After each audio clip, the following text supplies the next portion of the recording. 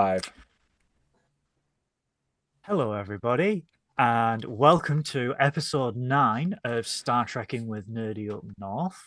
I am one of your hosts, Captain Goodwill, and I am joined as ever by my trusty, lovely, wonderful co-host, Science Officer Synoiz. Oh, and this stop. Week... Oh, no. No, go on. Give me more. And we are joined by a very special guest. I don't know if you know him. He's a bit of a cult leader, I've heard, Synoiz. It's a bit of a we are bellend. joined... Well, here he is.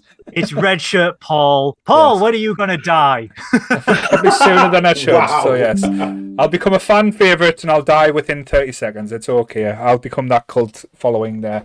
So yes, He will be first on the transporter pad, everyone. So... Well, that's the thing, chat. What do we reckon for Paul? How does Paul as a red shirt die? Are we talking transporter accident? Are we talking random black ooze on a planet? Are we talking, I will die the most idiotic way possible. So I'll either walk into like a thruster, just open the door when Spock's basically sacrifice going, "Oh, you're all right there, mate," and get myself all like toxic wasted as well. Or just a Furby, like a Furble thing. What they're called? The fur Tribbles. Tribbles. That's the one. A Tribble. The one that Yes, attack very Tribbles can take us Yeah. out. So yes. Well, I'm going to say hello to everyone in the chat. We've got Beth in the chat. Hi, Beth. We've got the wonderful Charlotte, and we've got Starfleet Sohail. hey. Hi, dude. I totally follow you on Twitter. This is so weird seeing you. This is where Absolutely Captain amazing. Goodwill loses his cool credits and going, You're yes. as red as your shirt, Goodwill. I'm marking as out. red as my shirt. Hi, bless Starfleet. So I hope you're well. Welcome to everyone in the chat. Like I said, we are here to review episode 9 of Star Trek Picard, which not much happened, guys. it was a bit boring. It was a bit of a quiet filler, episode. really, if we think about Christ, man. Can you imagine describing this as filler? but before we get to that, guys, how is everyone? What have you been doing this week? And also, I think Synoiz is doing something quite small tonight. I'm not sure. I think Something small tonight. Well, that's most of my weekends, darling. We'll ask the good old red shirt first. Yeah.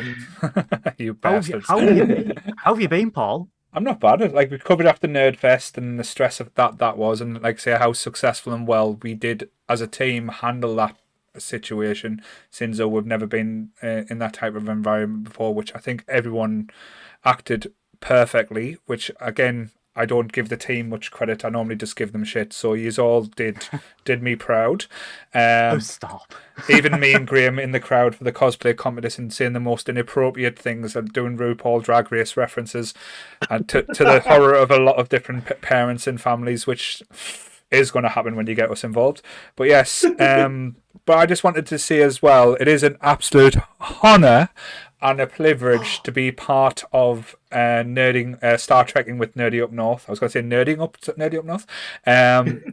I'm normally in the back doing everything behind the scenes, but because of listening to this podcast and listening to Making you sure guys you're not a changeling. No, he's definitely a changeling. Yes, No, listen it's to fine. you guys talk about how good this season has been. I did basically watch the full season within 3 days, and last night's episode, of course. And I just want to say, I know you keep saying this is the best. Like, this feels like Star Trek. To me, it doesn't feel like a Star Trek TV show, because I was more of a fan. I think we've discussed this in the Star Trek episode of the movies, like the old movies, the next gen movies. I even like the Shiny Light movies as well, to a degree. This season feels like a next gen movie. Yeah. And that's probably the best thing I can say about it. And it's got all the little things for all the Uber fans and the Uber Star Trek nerds. But like for the casual fans like me, it's brought new life into Trek for us. So I'm very appreciative of season 3. So thank you guys for getting me into it.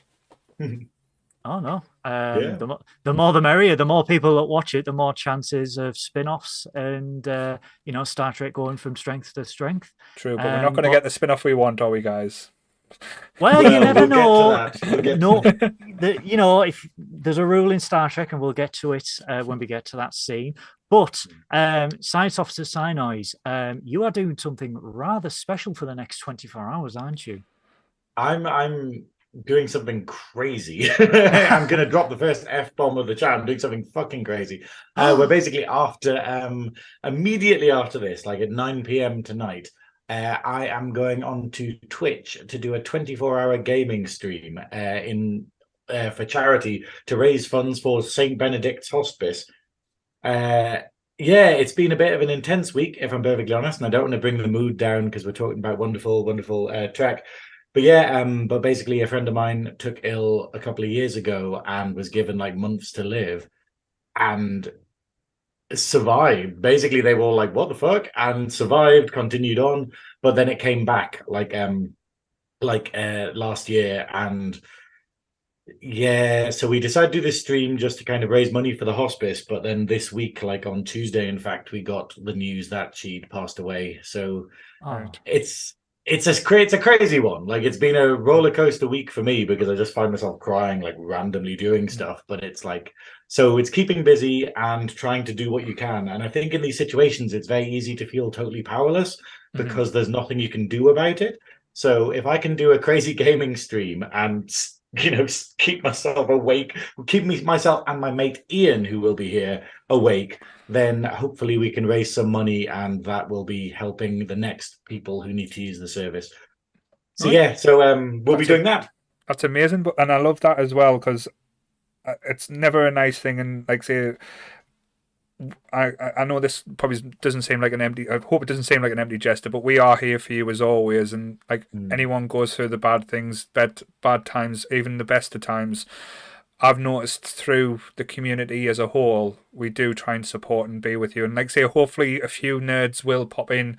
And as I said, keep spamming the group tonight, every hour on the hour, about what you're doing. Like, and if anyone complains, they can fuck off. I'll kick them out. So yes, so we love you, Graeme, and like I say, thank you for doing that as well, guys. If you are, if you're around and on the stream, then basically you can request games. So what I'll do is I'll basically have a lot of retro emulators. So if you have a game from the NES or the SNES or the Mega Drive or something like that, it's easy enough for us to get them. So basically, like, if you want us to play them, then basically, you know, you can do that. And we're going to have some community games. So like, you know, like Among Us and the Jackbox games and stuff, so that the people who are on the stream at that time, we might even start off with one of them. It depends how many people join within the first like couple of minutes and stuff. And then basically people can join in as part of them, which should be quite fun. But yeah, I think the wonderful thing about nerd culture and especially nostalgia is that when you're in a bad place, you can sort of like roll into it. Like, I know a lot of people that survived lockdown through Voyager or through TNG and just rewatching it, and Buffy as well. And for me personally, like, it's crazy that DS9, considering I hadn't seen it about 4 years ago, is my comfort show. Like, whenever I feel really down, I'm just like, I'll put some DS9 on. And then you get through the problems through things like Odo being a dick, Odo being a grumpy dick, and like Jadzia just being perfected everything. Yeah, it's wonderful. But no, let's get on with crazy stuff. Again, this is probably my ego going crazy here. I would love for the Nerdy Up North to be someone's comfort show in the future. Let's come and watch some dickheads and what they think about Trek. Yes. Brilliant. So guys, don't forget, if you are watching live or you're watching this back recorded, we do have links to St. Benedict's Hospital below in the description. If you can donate anything, please donate, no matter what. And like I said, from 9 o'clock tonight UK time, Synoiz will be live for 24 hours. So we do some like bullshit things as well. Say if someone donates £100, Synoiz will strip on the stream and pull a draw Maggie Thatcher on his backside or something like that. What we've got is we've got some rewards that you'll see in the stream. They're not that exciting. We have it waiting because Ian is an artist, so basically he will be sketching stuff. So what you'll be able to do is donate I think it's like 30 quid, and he can sketch anything he wants. So you might have seen on the Nerdy Up North community, he's done it where he's basically gone, hey, tell me something to draw, and then his challenge to himself is to draw like a quick little sketch kind of thing of what it is. Yeah. But you can pay money for that, and we'll sort it out as like posting it to you or whatnot. But if you want to pay loads more money, like 80 quid or whatever, he'll spend hours doing it because he'll need to do it all properly and stuff, but he'll draw you a proper sketch of something. Right. But obviously it's expensive because he can only do so many of them in a 24-hour stream. But the only thing is, but yeah. can I put a ban on Goodwill putting any requests with me? I'm not allowed to be in any of this artwork. Yeah, it has to be hentai fusion artwork involving you. But no, but that's the other thing. And then for me, the rewards are you can basically choose the game, you can force us to stop playing a game and play another one, if like like on jukeboxes and stuff. And then there's a silly reward, which is 200 quid, which is that you can make me get into drag, which will take about 2.5 hours. But if some mad bastard is willing to pay that, then I will get into drag on stream and then try and remain the rest of the stream in drag. But hopefully no one does that, because that's going to be a nightmare. Best get your coppers out. It's going to be a fun 24 hours, guys. So please join Synoiz on his Twitch, which again, it's down below from 9 o'clock tonight. Cool. So, guys, shall we get into this week's episode? Yeah. And I think that was a good thing to touch on as well. As Synoiz put in, this episode was all about nostalgia. Yeah. It is. I think it's this thing, it's the amount of references in this episode, and also as we'll see, the way it ends is very much like this is what you wanted, and it's kind of great, Yes. Yeah. So this week's episode, season 3, episode 9, Vox, which opens finally after God knows how many episodes they've been teasing this, we finally get to see what is behind the red door. And it is not, as I suspected, Mick Jagger with a can of black paint. It is something more terrifying and something a little less surprising as far as I'm concerned, but we'll get into that. So we have Troy and Jack telepathically linked, probing Jack's mind. They turn the door, they open it, and Deanna just breaks the connection and just runs. And Jack wants to know what the hell is behind that door. What is it?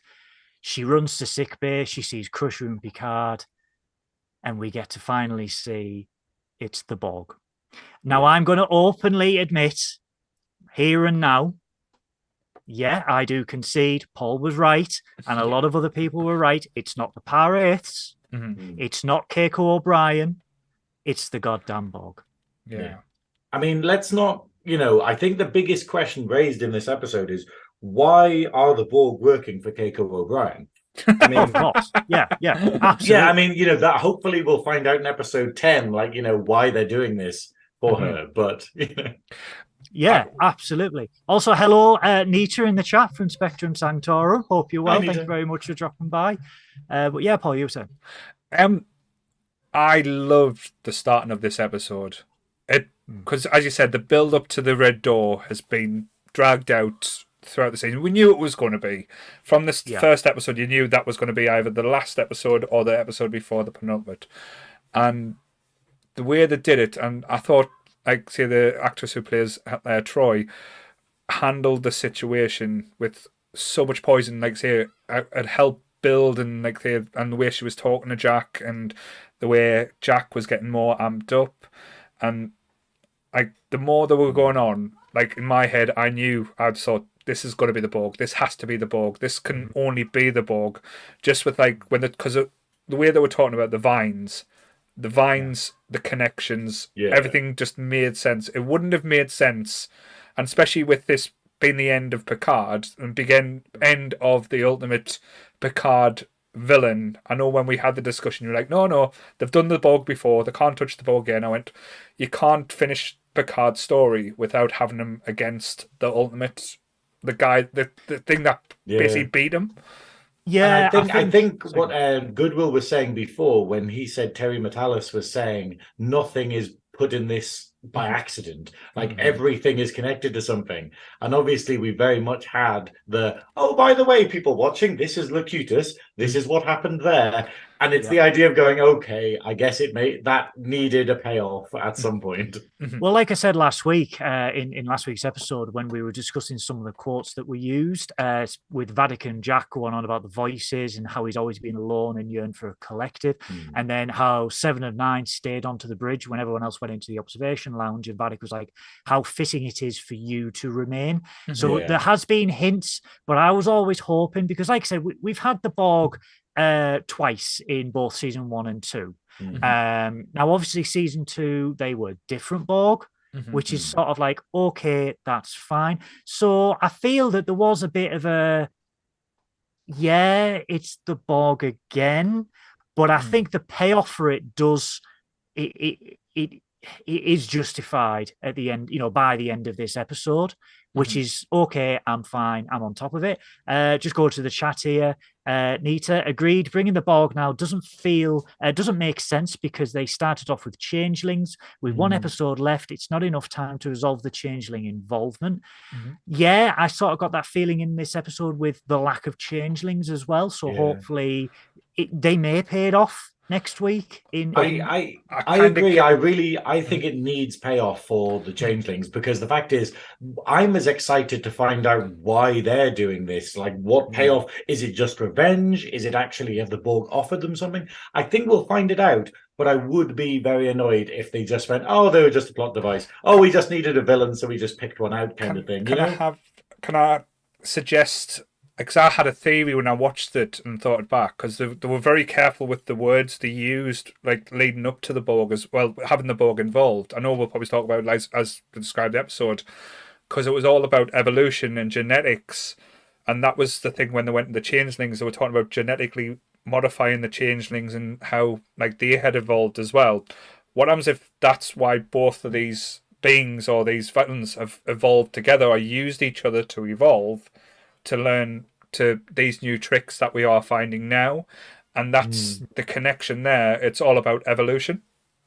Yeah, we've speculated about that in previous episodes. I think me and Synoiz also discussed Jack early on being part Borg with obviously Picard's DNA, and obviously that leads into the next scene where we do kind of get that payoff. Yes, where they explain that the organic technology within Jean-Luc was passed down to Jack.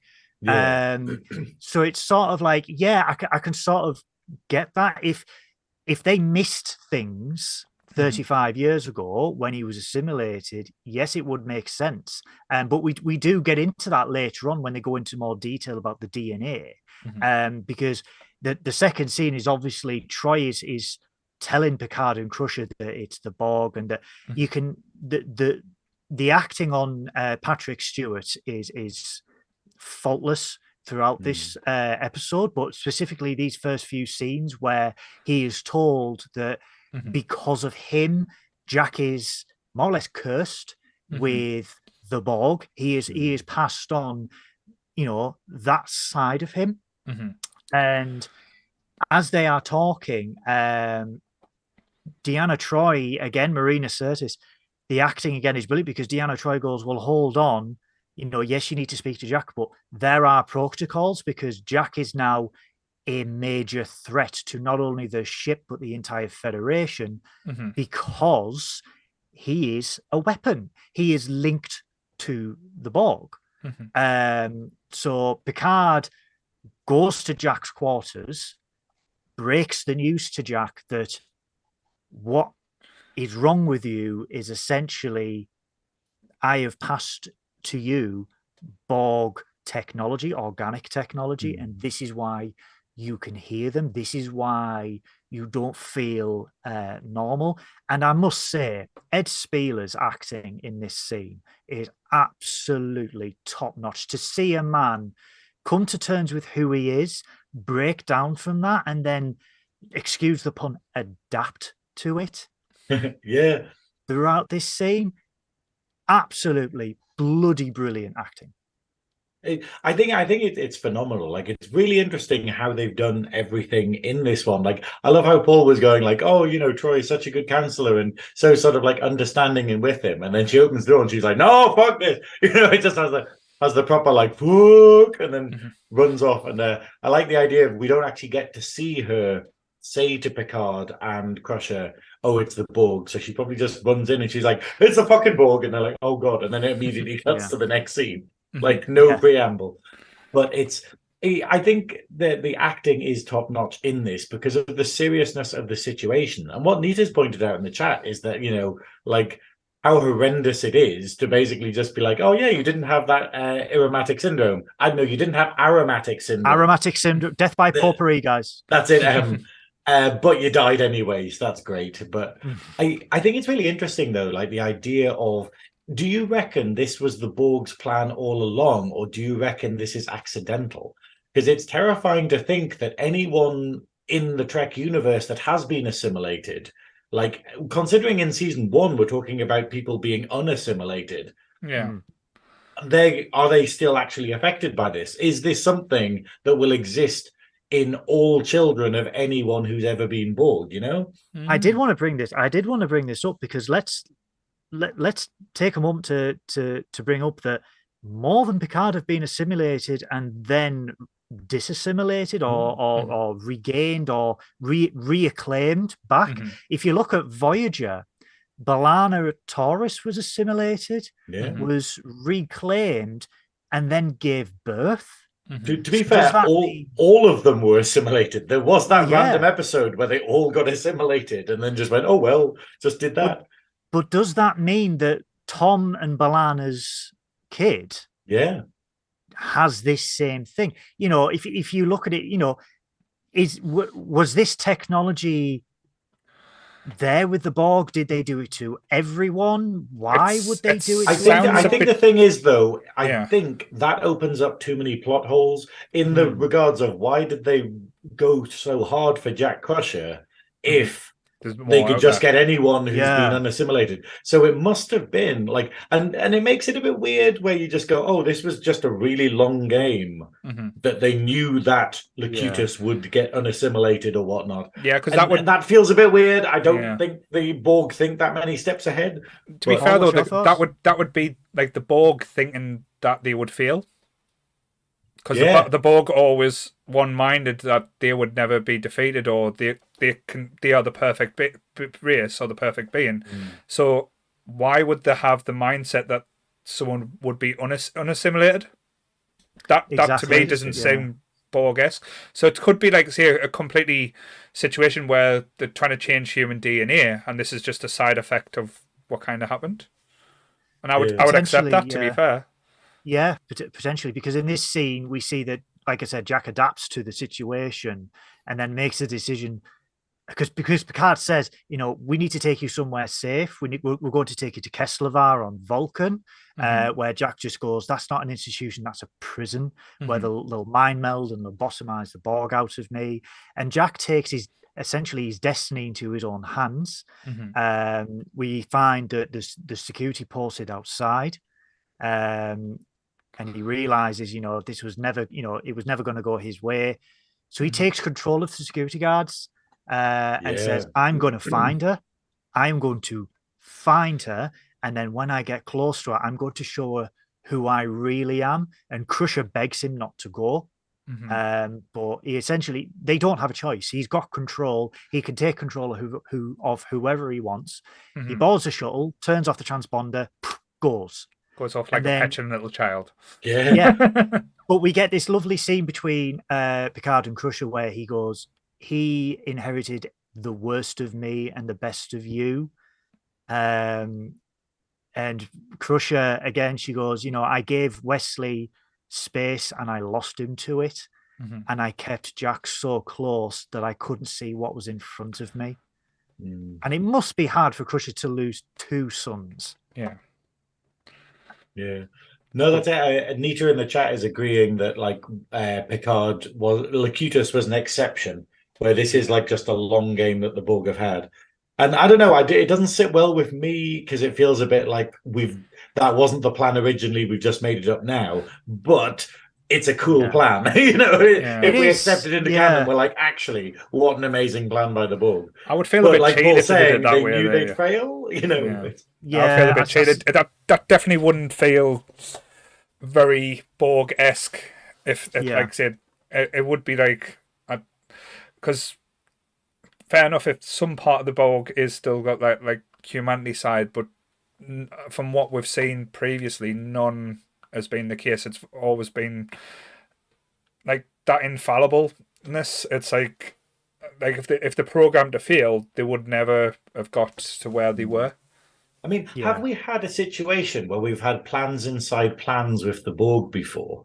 Like, the only thing I can think of is obviously in Voyager, they very much have a kind of, oh, we tricked you kind of thing. But Yeah. aside from that, they tend to be very straightforward. They tend to be like, hey, we came in and we took everything over with power. And you're like, oh, well done, you know. But we do get a lovely exchange between Data and Picard, which I think is very symbolic of old friends. Yeah. Where Data has no words to comfort Picard, but just a little shoulder hug, and I thought that was quite. That is symbolic of two old friends who can't really show. Well, Data can now, but couldn't really show emotion, but they express it in such a subtle way that it's endearing. We get a dead quick scene where Jack arrives at the coordinates that he has felt from the Queen's voice. Shout out to Alice Kriege, the original Borg Queen, in this episode. Is it actually her? It is. I remember her, in the corridor scene. In the corridor scene, I was like, "Is that Vadik? Like, did they use Vadik's voice there?" I couldn't tell, but it's the original Queen from First Contact, so I am super excited for that. But he arrives. He arrives at the coordinates at the nebula, which, according to terrymatalas, is not what it seems. So we'll find out next week what that is. But that's the thing. When it come to the nebula they were stuck in before, there was something not right about that before. How it was kind of sucking them in type thing, and they were talking about patterns.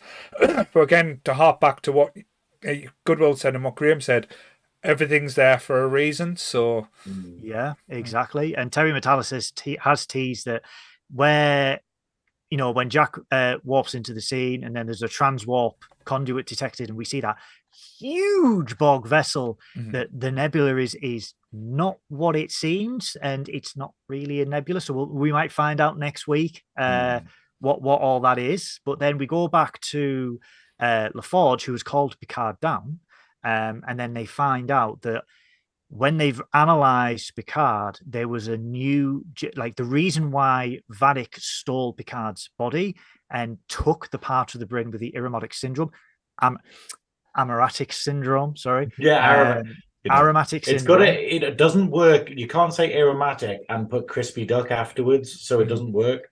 So aromatic crispy duck syndrome, as we'll call it now. There was a new genetic code that was implanted by the Borg when he was assimilated 35 years ago, and that they didn't detect it 35 years ago, but it was there. And this is why Picard could hear the Borg after being reclaimed. And this was a great shout out back to Star Trek First Contact, where they're at the Battle of 001 and Picard can hear the voices. And it's all because of this organic technology still implanted in his head. Yeah, it was super fucking intelligent. Like, I fucking died when they were talking about this. Like, when Geordie and everything was explaining it, and then when they went on to tell you how it was being used, I was like, that is a fucking amazing. Yeah. Do you mean as in like the writing, or do you mean as in the plan? Just the idea. Like, to actually think of that as an idea just blew my fucking brain. I think it's scary though. Like, it's the whole thing of like they modified transporters to give everyone that DNA pattern. Obviously, that's further on in the episode, I think. But how terrifying is that? Like, how terrifying is that? Like, when we talk about how the changelings were defeated by how easy it is to spread a virus, we just go, oh, well, it's easy to defeat the changelings because they have to connect in the Great Link, and that's how you defeat them. But then when you think about it, this is this is like the changeling revenge, effectively. This is the equivalent of the changelings being like, hey, you put a virus into us where we network all the time, we'll do the same to you. It's terrifying. And obviously it gives payoff for the fact of why did Ro not want to use the transporters in her episode? And you're like, this is why, they suspected. But this is how they find out that Jack is a transmitter for the Borg, and who is able to send instructions to anyone who has this, who has this DNA. So they go, well, that's why the changelings wanted him, because they wanted to weaponize him. Why, we don't know. because obviously at this part of the episode they don't know about the transporters. So Spoilers. they make the spoilers. They Sorry. make this. They have to warn the fleet, and they don't have any other choice but to go back to Earth, where Frontier Day is carrying out. And then we get this lovely, lovely, lovely ship porn scene where we get drop down of Earth. We see Space Dock, and then we see the Enterprise F coming out of Space Dock, commanded by Admiral Elizabeth Shelby from A Best of Both Worlds. She has had a fair few promotions since she's been in A Best of Both Worlds for 35 years. She's practically running the goddamn show. and I was annoyed because I thought this was someone else. I did not realize who Shelby was when I watched the episode, and I was like, oh, I thought she was a villain. Like, I thought she was an evil admiral, but I'm like, damn it, now we have a good admiral. She's a good admiral. A good admiral. Like, there's only like one of them ever. Like, even Picard's own class has a good admiral, because not the shore anyway. It's one of the things, because you're expecting it, because like when we got that character, that's not who I thought we were going to see. Because they've been hinting at her. They've mentioned her name a few times throughout the season. I would have put money that Janeway would have been on that chair. Yeah, that would have been my like shout. So when I initially saw the grey hair, and I was like, "Oh, crass! It's going to be like an older version of Janeway," and I was like, "Oh, that's not her." Next, it was a hell of a cameo, because Elizabeth Shelby in The Best of Both Worlds was very career minded. She was a great guest character in that two-parter. I originally thought it was Nechayev, who was the admiral in The Next Generation, but when it was Shelby, I was like, oh damn. And then commanding, obviously, this is the first time on screen that we've seen a new Enterprise, the Enterprise F. For those that play or don't play Star Trek Online, this is the ship from the game that they have now made completely canon, and this is a 100% recreation of that ship from the game. So for the last 10 years, that's been in what's called beta canon, in like books and everything like that, and they've fully realized that this is the next Enterprise from the game, and it's now in this. They've done this a lot with ships, which it's very good, because it's like, oh, all these ships that you play with in all these games, they're now canon. So they're all real in canon. It's so good. But it's a beautiful shot where the Enterprise is leaving Space Dock, gorgeous fireworks, and they're going on about the NX-01's first flight 250 years ago, boldly going, and I'm like, I am here for the Star Trek Enterprise love, the Bakula love. I just needed Fear for the Heart to play, and I probably would have. God, can you imagine? I'll stop back here running across the screen, ripping his shirt off, just saying, Graeme, I love you. Yeah. I would have been. Exactly. It was a beautiful scene. We then cross back to Jack, who beams onto the Borg vessel, this is very reminiscent of First Contact Voyager Borg vessels, where it's dark, it's dingy, there's strobe lights flashing. I'm glad that we're seeing it though, because this is what I fucking loved about the Borg. Like, I loved how claustrophobic, and I think in the previous kind of stuff that we've seen for the Borg, like since Voyager, it hasn't felt like Borg. It's felt a bit too sort of high technology, whereas this is the whole point of a Borg ship is going, no one lives here. It's literally every bit of space is used. There's no chairs. There aren't any chairs on a Borg vessel. There aren't any like control panels. Effectively, it's terrifying because in no concept. Borg, and this looks great because no Borg Synoiz have sciatica, so they don't need chairs. Maybe they are more advanced than us. Maybe But we are the only cult with all the back issues. Yeah, for sure. But I absolutely adored the green neo lights that they used as well. Like they probably made everything ping, and there was like a kind of like a Geiger feel to it as well. There was I wouldn't be in a miss if you've seen a Borg a xenomorph walking across. This is the thing, though. I think the original Borg were very much like that. It was very much that kind of Giger-esque, like corruption of humanity, like the idea, because obviously his whole thing was a cyborg type creations. I love what Nita's saying in the chat about basically they couldn't use Janeway because spoilers, they'd have to kill her off. And we're like, yeah, let's not do that. Let's Yeah. Yeah, but I didn't expect it. I didn't expect to be. Well, like say when we come to spoilers later, how many deaths happened in this episode? One or two. Yeah. And And with my name, I'm a little bit nervous getting like hot on the cover with like being the red short pearl. That is here. Goodwill's going to pull out a phaser and start blasting. Just make sure it's on stun, boy. but this is also intertwined with Shelby going on about the advancements in the fleet, and they go on about fleet formation where every ship is synced, and we do get a lovely shout out, and I know Synoiz has referenced this to Pulaski.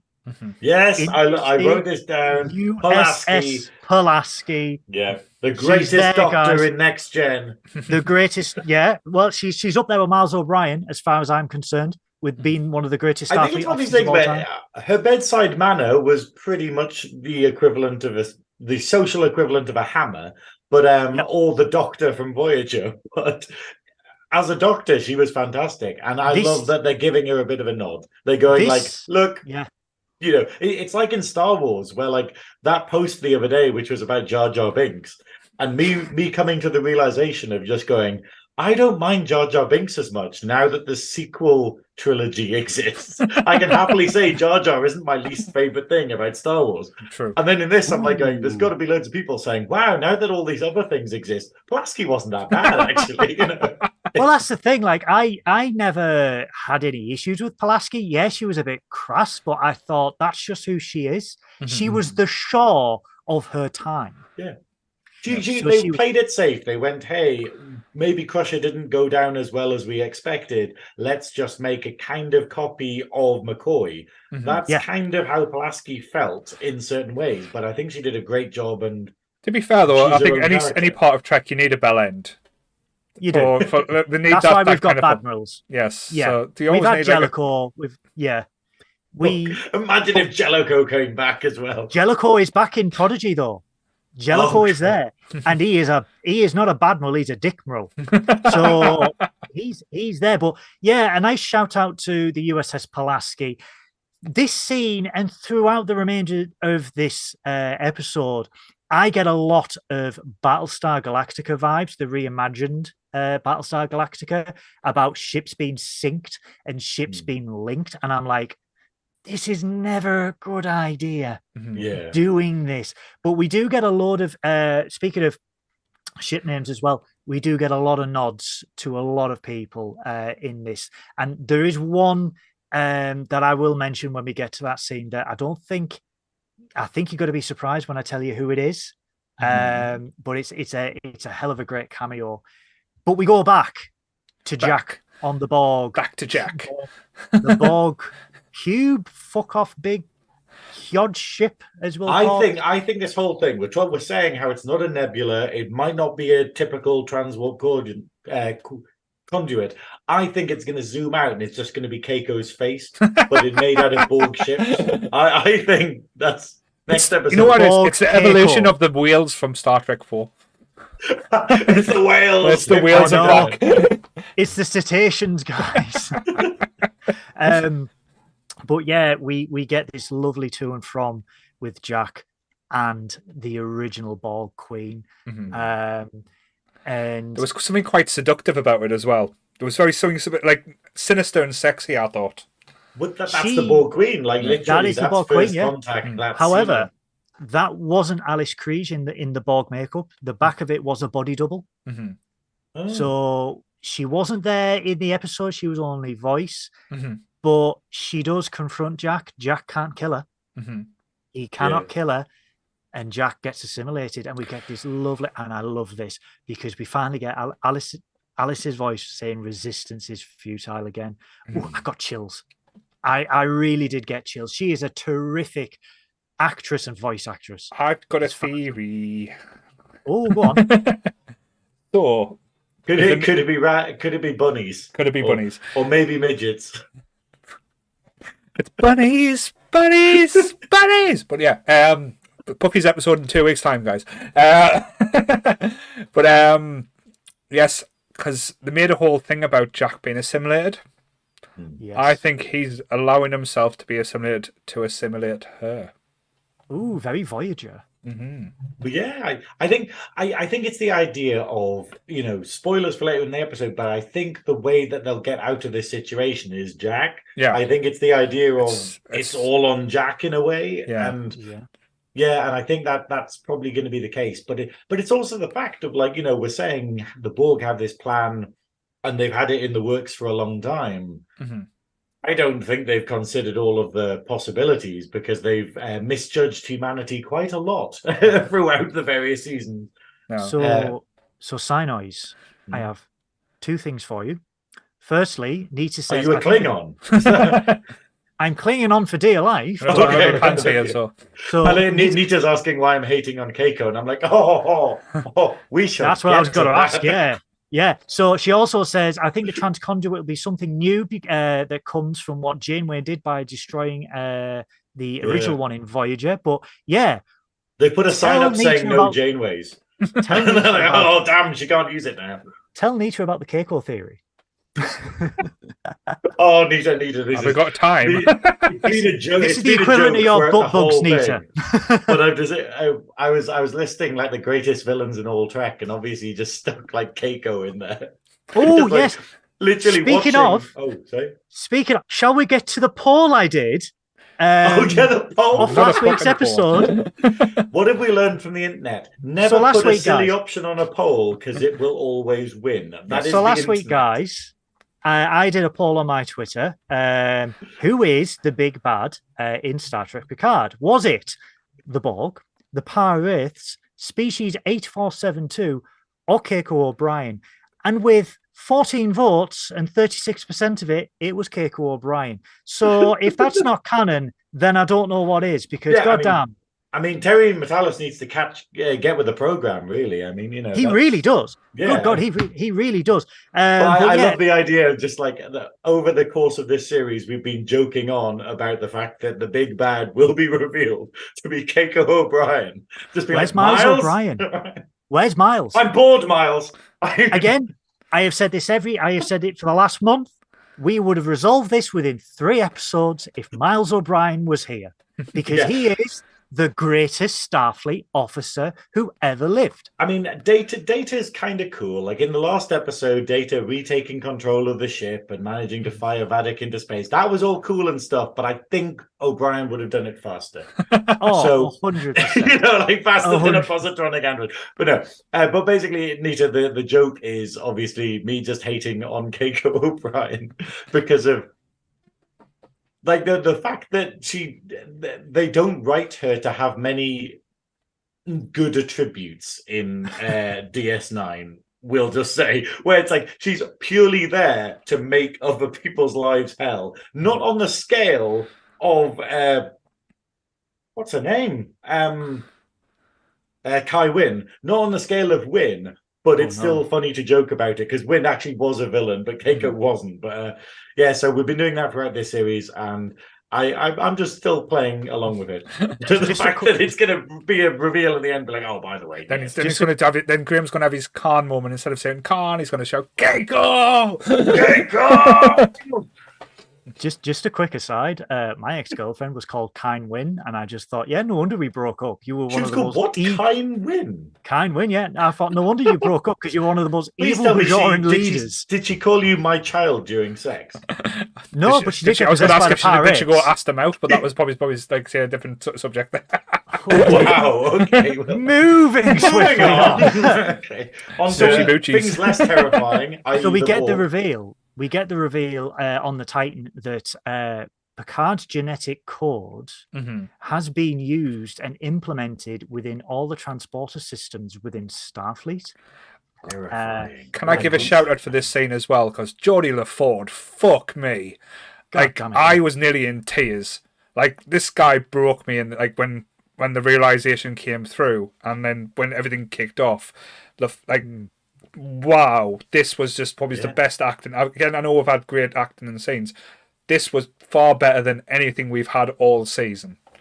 Oh yeah, 100%. And the realization that because they've used this part of Picard's DNA, this Borg augmented DNA in the transporter, that essentially they have been assimilating everyone without them knowing for God knows how long, and this is how widespread it actually is, which is it is a terrifying thought to think that you are being reconstructed and then extra DNA is being added into your genome that can just assimilate you at the drop of a hat. Yeah. Holy shit. Yeah. I mean, it kind of does that thing, because I think one thing that Trek hasn't really gone into that a lot of other sci-fi shows have is it hasn't had much sort of fear of technology. We haven't had much, like, is it, I don't know, technophobia, I guess? Yeah. You know, because it's the fact that in Trek, technology is always great. Like, technology is always there, and then anyone who doesn't get with the program, like Pulaski or McCoy and stuff, they're like, oh, you have to use a shuttle. Oh, you don't trust the transporters. Oh, you know, you're old hat. And then to have something like this is kind of on the level of body horror of going, hey, you know, like you have been messed up by something that you trusted, like, and how many the implications of this across Trek is terrifying, because it's almost like that episode that they chose to ignore about the whole, hey, we're tearing a hole in the wall in space when we do warp and stuff. We should stop doing it, and there could be massive consequences. Oh yeah. But you know, but I know we discussed that, but no, this one is something where you could happily build on this in the expanded universe and be like, whoa, you can maybe people will stop using transporters, or maybe they'll that's the thing I thought as soon as he said it's like, this is going to have wider reaching things. So any Trek that comes after this has to be a reference point, because they're going to have to scrap, like, in my eyes, this is going to have to be scrapped, because people can always weaponize transporter systems now. Because if you can mess with someone's DNA, you can pretty much do. But it does give them an easy out after the season to rehabilitate. They're going to make everyone into a Billy. Basically, everyone that's been, like, say, changed, they can always be changed back by changing the code. So again, it gives an easy excuse. But as Graeme said, that fear factor going forward, they could make like season on season on that, and then kind of tear apart different things and say this new Trek is, like, say, it'll be more realistic, if that makes sense, and not in a bad way. I think hey Spectrum Santorum, hey, welcome to the stream. I think this is going to be the marquee episode. Like, this is going to be the Dominion War of this series, where it's the fact of, if they build on it later, this can be remember when that happened and it seemed innocuous to start with, but now it has massive consequences, like how the Marquis are viewed at the beginning of Voyager and throughout and stuff, and how the Dominion War is handled after that and whatnot. And all the destruction of, like, Romulus and stuff. I think, this is the thing where I think I'd be quite happy if they were like, hey, remember when that happened? And now we've still got people who are suffering for it, people who can't be turned back properly or something, or people who actually, well, obviously, as we'll see what happens later in this episode, I think a lot of people are going to be fucked over for quite a while. It will have, I mean, the problem is with season 3 of Discovery, in the 32nd century, transporters are still there. So transporters are still mass used. I think, though, in the foreseeable, it will have ramifications in regards to, yes, they're going to have to redo transporters. They can change the code, which is fine.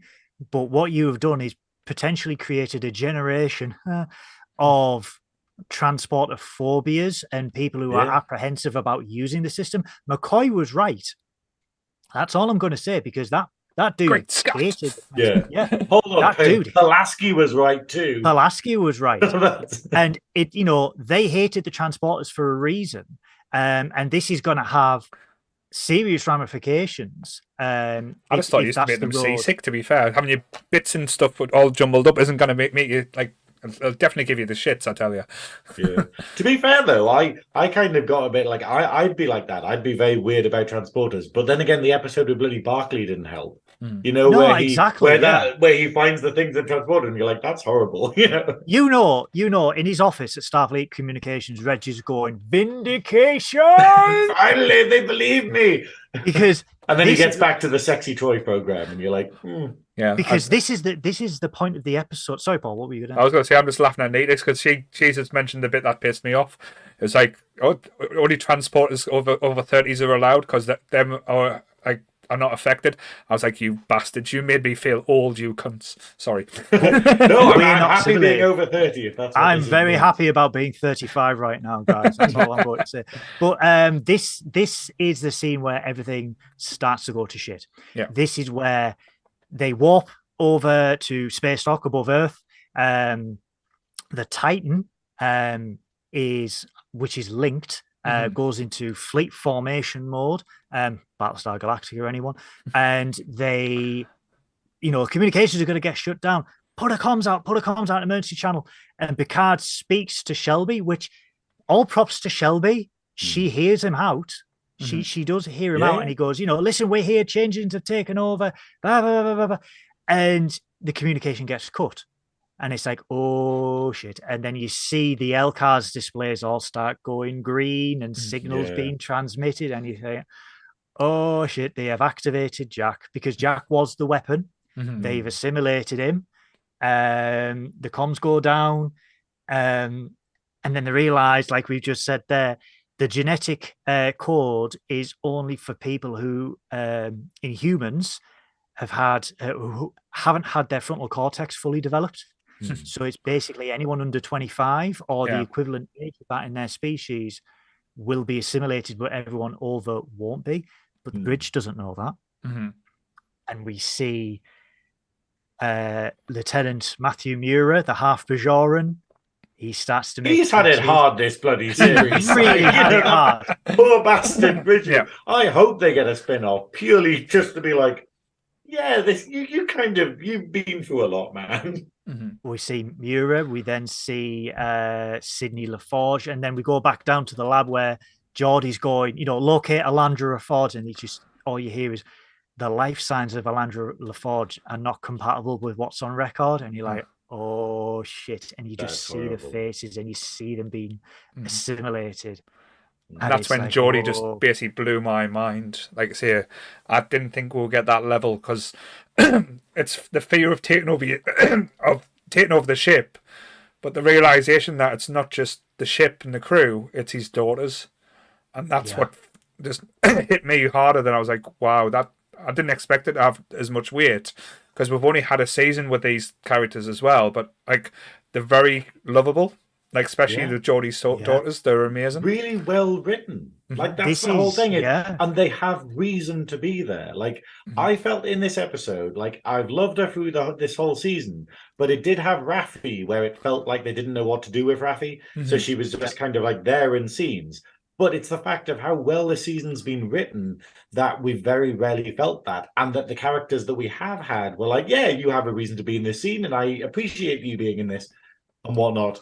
Rather than just having this cast and being like, oh, well, whoever, it's just an ensign, it's just whatever, like. This is a prime example of a team who knows, loves, and has previously worked on a franchise and knows who can fit, who will gel. And this has shown that, let's be honest, they were talking of a spin-off by episode 2, which is like, that is crazy, isn't it? Aside from aside from season 2 of Discovery, where halfway through the season they were like, "We need a Pike show. We need a Pike show." This is like, by episode 2, they were like, "We want a spin-off because we love this crew. We love the dynamic. We love the to and from the acting. It's absolutely top notch." And for me, Sidney LaForge, the actress behind that, has been unbelievable. The argument she has during the Fleet Museum episode, the bounty between it, where she's like, I am not like you, I have a family, this is my family. That was just top notch acting. And we have to give props to the legacy cast here. This is a cast that has not been together since 2002. God damn it, you wouldn't feel it. No, you wouldn't think it. It's just like they've just slipped into a comfortable pair of shoes and just went, that's how we do it. So bloody well done for that. But this scene, absolutely.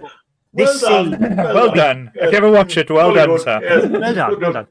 But we go back to Shelby, who regains communication, and she's saying, "What's going on to my crew?" And unfortunately, guys, Shelby gets killed, and I am so pissed she'll off be at fine. this. She'll be She fine. only got shot twice in the chest, so I'm sure 2 I'm shots. so pissed off.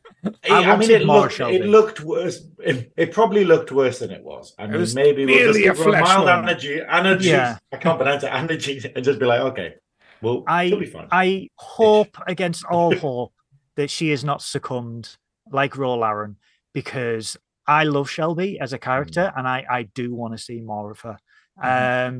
But then we hear that the fleet is getting slaughtered and assimilated, and then the bridge crew run to the turbolift, stun only because they don't want to kill the crewmates. Yeah. But then we get a great scene in the turbolift. It's good that we see that the Borg can't do shields. These new Borg where they can't adapt. And it was that strange thing because I was going like, oh God, are they gonna like?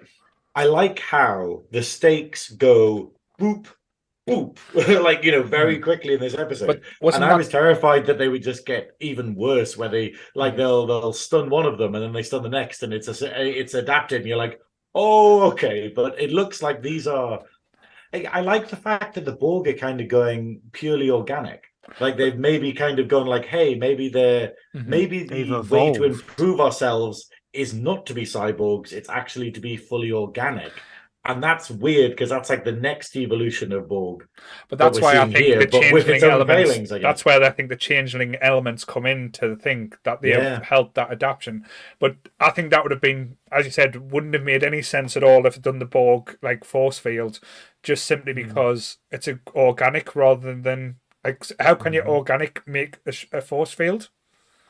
Well, I guess it's that whole thing of, can their body now make nanobots, nanoprobes? Or I also, just to say, I haven't seen her post in the chat, but we had Danielle on earlier who was saying some very interesting stuff and really liked the Voyager references, I think. But now we've got Blue Harvest Toys who's back. Hey, how are you doing? I know. We'll talk about that in a second. Because we get this, they're in the turbo lift, and they, we have to get out of here, guys. We get a lovely communication from Captain Benbasat of the USS Excelsior, who, by the way, guys, was Nolan North. All right. Really? What, like Nathan Drake himself? Snake? Yeah.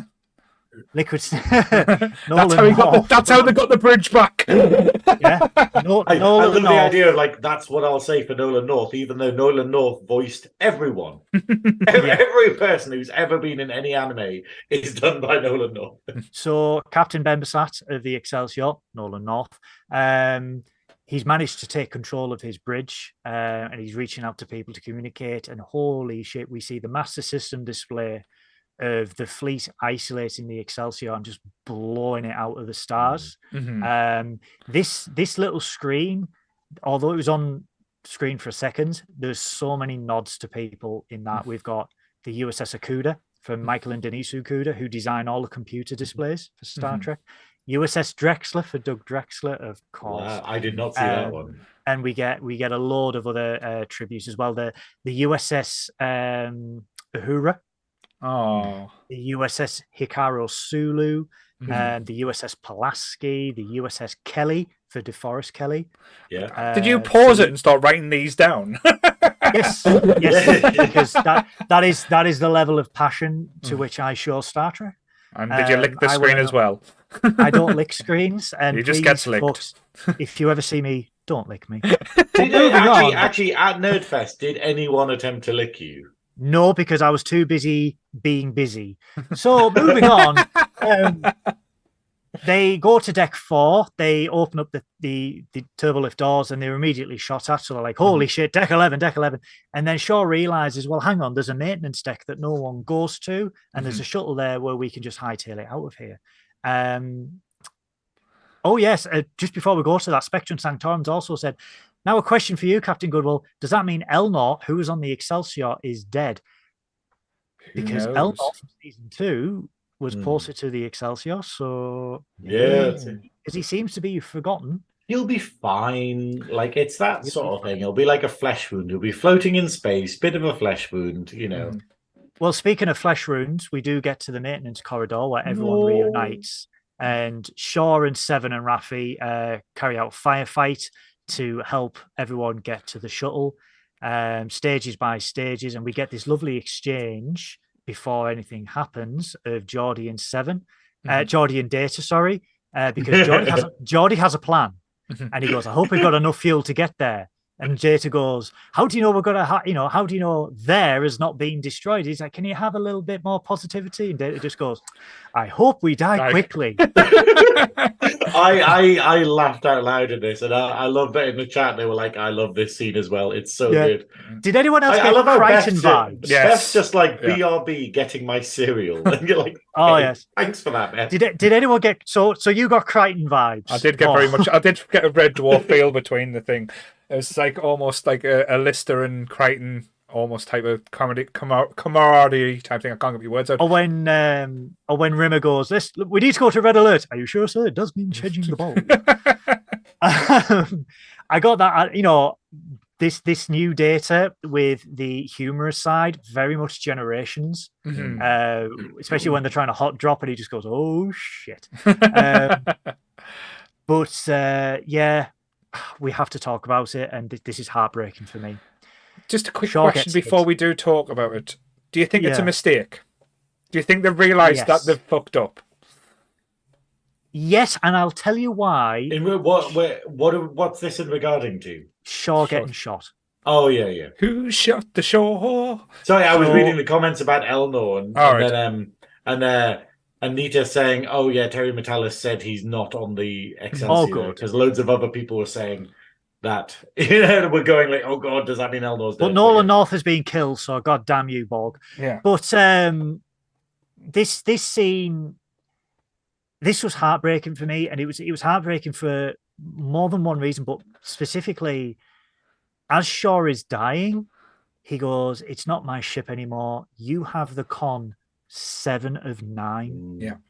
In his dying breath, he sees and recognizes 7 of 9 for who she is, because all the way through the show, Annika Hansen, which is dead naming. Yeah. Let's be honest, that's representative of dead naming. And in his final breath, he recognizes her, and then he dies. Now, I'm going to propose a theory. I don't think he's dead. He's dead. I don't think he's dead, because Raffi and 7 stay aboard the Titan, and we see him with his head back and eyes open. Yeah. I don't think he's dead. I do. The reason being, I think, as you said, when you thought about spin-offs and legacies, I think the plan after this is, like, say, the Titan going forward with 7 and Captain 9 7. as the captain. I think that's always going to be always been the plan. That's, like, say, getting there. I just think they've jumped the gun with this and done it one episode early, because he deserved to be in that season finale. He deserved a lot more, yeah. I think they probably intended him to die here, but maybe they're going to pull a Stranger Things, and as the before the series aired, they've edited it to be like, "Oh, okay, maybe we don't," because I think if I was them, I would be like, "Oh shit, people are really enjoying this character and talking about spin-offs and stuff."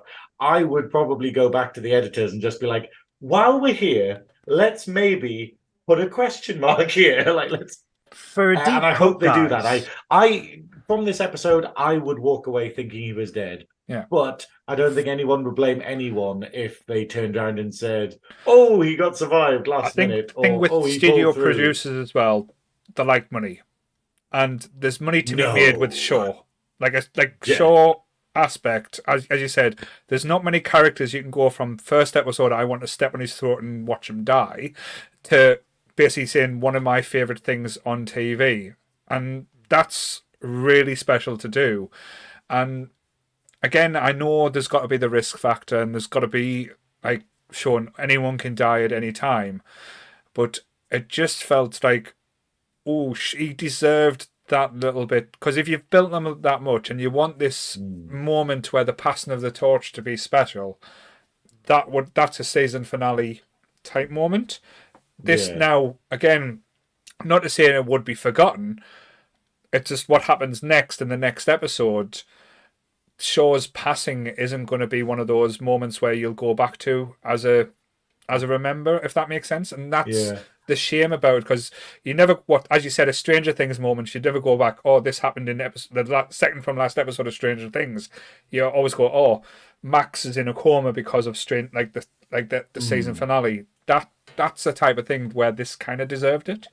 I mean, but they're saying in the chat, Beth's returned with a cereal. So no, they're saying that he's dead. But what we're saying is that studios might sort of go, oh well, actually, but I don't know. Let's not forget. Let's not forget, guys. So I'm gonna say two things about this. So yes, Todd Stashwick posted a video saying goodbye. That's fine. However, people seem to have forgotten Shax from Lower Decks, who died in season 1 and just came back in season 2. That is Lower Decks, though. I get your point. But no one in Star Trek ever fully dies. Okay, something Kirk's going to come back. They fleshed this out in Lower Decks, because there's this big mystery, like, how did Shax come back? And people just act like he never died. Like they just say he never died. And the reason is because if they told you where he was when he died and how he came back, it will traumatize you forever. And let's be honest, the big characters that we've had, Spock. I know, but there's not going to be another Genesis planet. Fuck that shit. There's always another Genesis planet. Yeah. Spock came back. We've had a few others. Harry Kim. Well, Harry Kim died in Voyager. Important characters also. Yeah. People. Kirk's body is in storage, though. Yeah, but with Kirk, his body is in storage under Project Phoenix. Yeah. Now, there was a tie-in novel for this where they were able to essentially do a Commander Shepard on Kirk before Commander Shepard was a thing, and reconstruct him and rebuild him. But the old trope is, since Lower Decks, no one is ever dead. So I accept unless they get Sean Bean in as a Star Trek role, then he is fucking dead. Yeah, and like Nita said, at Daystrom there was a Genesis 2 device in storage. No. Now, I hate the Genesis storyline. Now I accept for the time being and for the foreseeable that Captain Shaw is dead. However, if there is a demand, because I do agree that the studio didn't anticipate the love that the fans would have for Shaw. I think there is an ability to bring him back, tied into Project Phoenix, because that option is there. They've hinted at it on screen. So we're going to get a Shaw crossed with Captain Kirk. That would be interesting. Shaw being a dick while womanizing all the aliens. It'll be the opposite of Tuvix, because he'll just be like, just kill me. And Janeway's like, no, I'm not feeling it today. Sorry. I think they could do what they did in Strange New Worlds as well. He's not fully dead. He's dying. So they put him into the transporter buffer. Right. So fingers crossed. But absolutely devastated at this, because he is, out of the new characters, he was my favorite character. At first, he was a dick, but he was a dick with a point. And over the scenes, I mean, I will never forget the scene with him geeking out with LaForge. Yes, that was where he's like, "I'm such an honor with you having you on my ship. I'm so proud." And he's like, "Your ship is barely held together with 21st century duct tape." And Shaw just goes, "Yeah, it's been a weird week." And I just, that was that level of he can be a dick, but he's got a point. Like even earlier in this episode where he's like, "So you want us to fly right where all our fleet is, where they've got our faces on a dartboard," and everyone's like, "Yeah, yeah, please, if you don't mind." I love it. He's just like, "Oh God." He's giving up fighting the back now, though. Like, he just lost the will to live. But I have to admit, he did have a good chest wound. Like, say, at the end, that, like I say, was a good like visual death scene. I am going to say he's dead because if they bring back the Genesis, they can fuck off. I don't think they'll ever do Genesis. I think that was just fan service. Yeah. I think the biggest question, and this probably doesn't affect you two as like, filthy heterosexuals as much, but like now that Shaw's gone, that limits our like DILF quota to one, which is Riker, and I'm just like, whoa, Worf. Oh, sorry, is Worf a kilf? A kilf. Probably, actually. Well, to be fair, he's not going to acknowledge he's a fucking dad, is he? He's like, oh, I've got a son. What? Yeah, moving on. But Alex, who? What? He's a pacifist now. Alex, what? He's probably a happy bottom. You never know. Yeah. Anyway, Jadzia existed. But we still haven't got it. We still haven't got any acknowledgement of Jadzia. But no, yeah. So I'm disappointed that our DILF stats have gone down. But we'll pull through. We'll pull through. But they can bring it back by bringing Will Wheaton back. That's all it needs. Wheaton.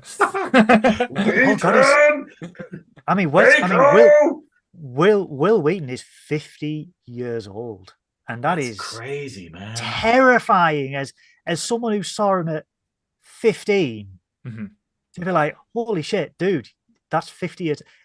I aged internally thinking about that when I saw like, oh, happy birthday, Will Wheaton, 50 years, and I'm just like, welcome to the world. So old. Isn't that crazy? Like, actually, I'd be tempted to ask Nita, because obviously, Nita, when we were talking about assimilation earlier, you were pointing out that you're in your 50s or whatever. Is that strange? Was that strange watching Next Gen when it first came out, and like being able to empathize with the character of Will Wheaton? Because even when I watched Next Gen, he was like a couple of years older than me. Like he's a teenager in the show, and I was like 8 or 10 or something. Nita, for those that don't know, guys, Nita is 100% fully Klingon, captain of the USS Caliente, who is from Brooklyn, New York. So shout out to 99. 99. But if you do piss her off, she does have a bat'leth, guys. Yeah, cool. So she's we all. don't want to do that, She's agreed that Worf and Show are hot, so I'm giving up any claim on them. You can take them. You can take them. She is all for the Worf, guys. That's because I was watching Star Trek, the original series. So holy crap! But that's amazing. But guys, the final few scenes, we warp back to Earth. Nothing happens. It's just filler. This was a bit of a. This was a bit of a quiet scene where we walked back to Earth Prime, back to the Fleet Museum, where those old rickety old ships are there. It was a shit ship, to be fair. And really we go. I'm just going to ignore it. And then we open the infamous Hangar Bay 12, where Geordie's going, I was holding this as a surprise for you until it was done. But holy shit, guys, we get to see partially restored the Enterprise. If this was fan service, purely for fan service, then it was done right, because the justification is, well, we need something that's analog, that's offline. Yeah, they've been hinting about it all season, though. They had been. So you knew that was. They were hinting at it season 2. Yeah. There was a little brief scene at Starfleet Academy where they had those little blue plaques all the way along the Academy that said, oh, this is the Excelsior, this is a Stargazer. Yeah. And then they had one with the Enterprise where they said the saucer section was recovered from Viridian 3 and put in the Fleet Museum. Now, so I'm going to... I apologise for my Trek knowledge. So what happened to the Enterprise D? So why was it being because I know they smashed so many different ships up, but what happened to the specific one? So Star Trek Generations, which was the first TNG movie, the Duras sisters found the shield frequency modulation code of the Enterprise whilst there was a standoff. Star Trek Generations had Malcolm McDowell, who was the big bad. Oh no, that was one of my favourites, but I just can't remember if that was the D. So right, that was the D. they penetrated the shields because they found the frequency modulation. Absolutely fucked it up. They had to separate the Enterprise because the warp core had a coolant leak. They couldn't save it. The star drive section exploded, but the shockwave knocked the saucer section into a trajectory into orbit of Viridian 3.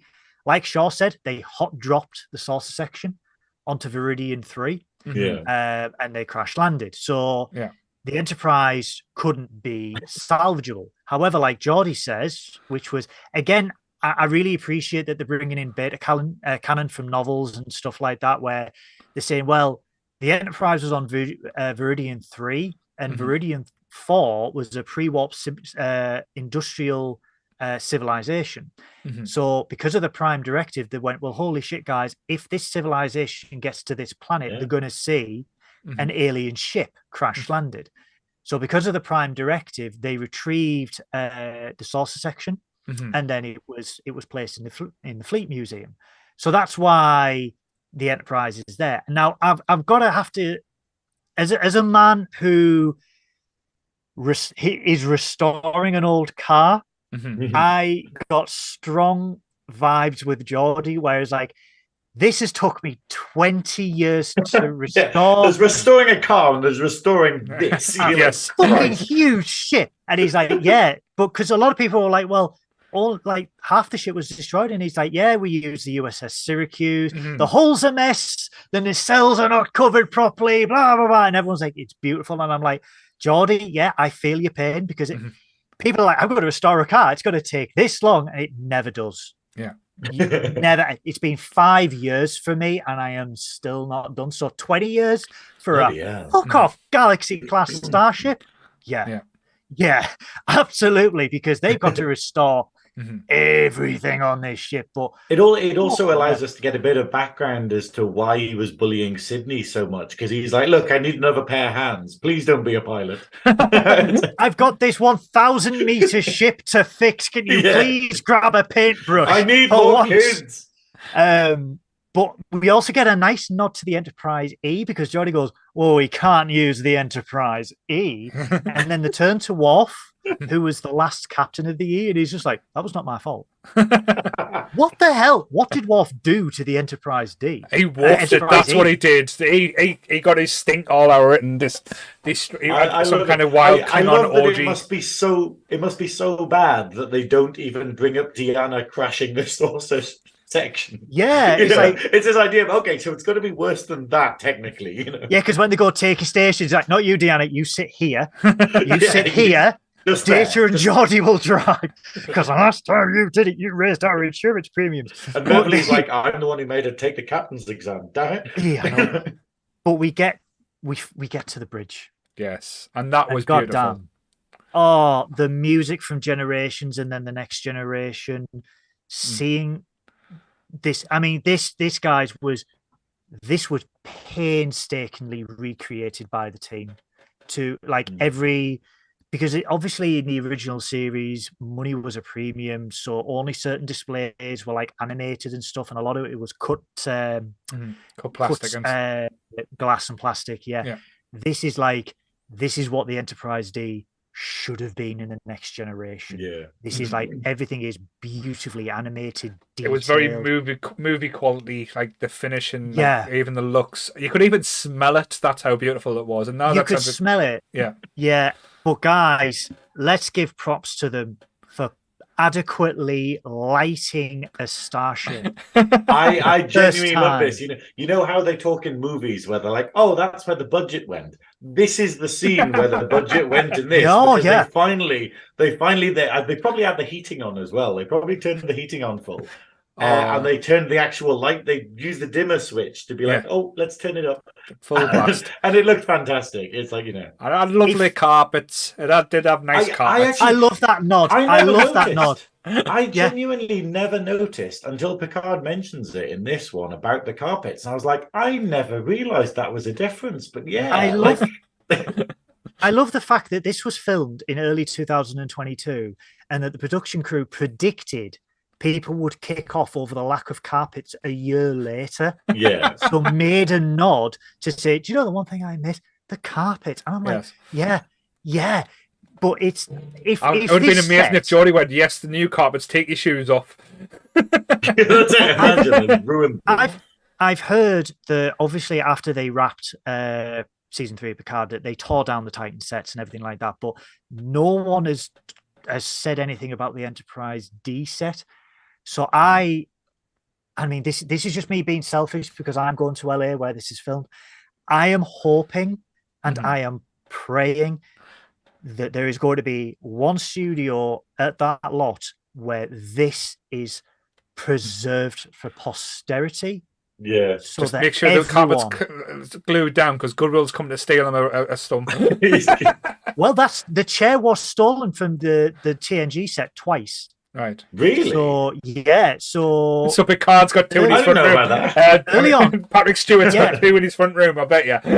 2 from TNG and 1 from one of the Enterprise E movies. Right. The chairs were stolen. But I hope, because that was one of the saddest things when obviously in shooting, studios are a premium. They they don't have the budget to allocate one goddamn studio to an entire Star Trek thing. Yeah. Hopefully Paramount are going to go, well, shit, we could make some serious scratch from having Studio 18 as the TNG. Well, I think even if like this set, they just take it apart and then put it on tour. Move it. Like, oh yeah, just have it like, so at a Trek convention, they're like, hey, also, we will have this set up. Well, this is what Warner Brothers did for Friends. So Warner Brothers, with the Central Perk set, they moved it from the Friends studio, from one of the swing sets. They moved it and recreated it in another studio, which is incorporated into the tour. So when you're going through the tour, they're like, hey, the next part, you're going to love this. And it's actually the Central Perk set with the sofa. And they're like, do you want a photo? And it's like Sorry to cut in there. Just a quick question regarding this, because I really want to ask this question, because I know, like, say, times of commodity with, like, say, Graeme tonight. Oh, yes. Sorry, Did you tear up at this part? Because there was a certain part that I was getting emotional, but when it happened, tears actually come rolling down. When I first saw the Enterprise D, when I went on the bridge, but what really got me, and I absolutely can't thank the people enough. They use Majel Beret Roddenberry's voice, which it wasn't one of the recordings that she did. It was taken from a TNG episode. But to hear that I was already teary, but to hear that set me over the edge because I thought they could have used a new computer voice. They didn't. No, they used the Queen of Star Trek herself. Yeah. I that was love a bit special. I love how much on the same page we are, Goodwill, because that's exactly how that's A, what I was going to mention, and B, that I was going to refer to her as the Queen of Star Trek. She is. If Roddenberry is the sort of father of it, like she's been there throughout. Like, she's an essential character, whether it's as Luxana Troy, whether it's as the actual computer voice. And it would have felt wrong not to have her in Picard. Yeah. Like, because even she gets like one line in Enterprise, but she's still there as a, hey, at least you're in every series of Star Trek, in the Prime timeline. Yeah. And obviously I didn't tear up about it, but I was running on empty, if I'm perfectly honest. Yeah. But it's the idea of I loved that. That was one of my favorite bits. You're talking about how amazing it was to have Alice Krieger back, but this was literally just a nod to her as an additional member of the next gen crew that is represented in this series. No, I agree, because that's hit me the same thing. But the thing that actually sent us over, and I don't know why it did, but it was in that voice when she didn't call him Admiral, or called him Captain. Yeah. And that word, like, literally, I couldn't control it anymore. I was like, that's perfect. Because I was expecting him to say Admiral Picard. I went, that, because he is, but then it just thing. And then you saw the smile and the eyes light up of Patrick Stewart. And the little cheekly went, number 1 to and I was like, to Riker, and I was like, fuck, they've got that so right. I think that's the thing. It also, I mean, I think the reason it does that is because they didn't have a sound clip of her saying it and they didn't want to mash something up. But it could also be that it's like, hey, this computer system is not on the network with the others, so it doesn't know that he is an admiral now. And that plays into the whole why they're doing this. Where it's the fact that the computer just goes, oh, yeah, you're Picard. I recognize your voice. I haven't been told you have been promoted yet. But it was the same with Data, because if you look in a previous episode where Data was activated, he still thought he was on the Enterprise E and that the scimitar was chasing them. And it's like, because why would he not think that? This version hasn't been activated in 20 years. So for him, he's Captain Picard. This is the Enterprise E. So for the Galaxy class Enterprise to go Captain Picard, because it wouldn't know. No, but I just think it would have been such an easy thing to miss. But they used it perfectly. But can I just call out as well? I know you're saying data not being accurate. The world's worst thumb drive, or the most expensive thumb drive ever to use data for. Fuck me, that was a stupid idea. I'm sorry. No, it's one of those things. It's like that whole episode was the one where I was a bit like, this is a get things done kind of episode, rather than an actual well thought out. But the idea that they're like, hey, we have one of the rarest things in the entire universe. Let's use it as storage. You're like, Christ. That's like, I went to uni once with a guy. I don't know if I mentioned this last time, but I went to uni once with a guy who had very rich parents and he had loads of expensive stuff. And he would just use like a MacBook for like playing music. And you're like, this MacBook is about $4,000, and you are literally just playing Winamp or something with it. And you're just going like, you bastard. It felt like that. Yes. Yeah. So we get, and again, throughout this series, the music has been unbelievable. And I think this is going to be, for a good while, the first soundtrack I am going to purchase, because we see the Enterprise D leaving space dock.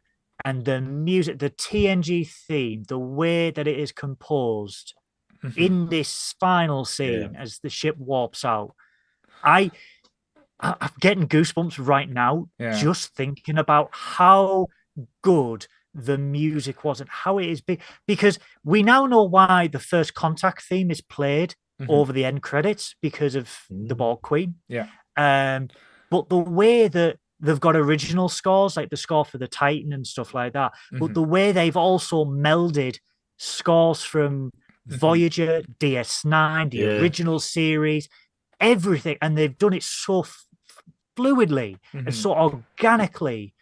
It puts goosebumps on the back of my neck, because it elevates. It elevates it makes it art. That's the difference. It takes it from a TV and makes it an art form. That's the perfect analogy I can probably say.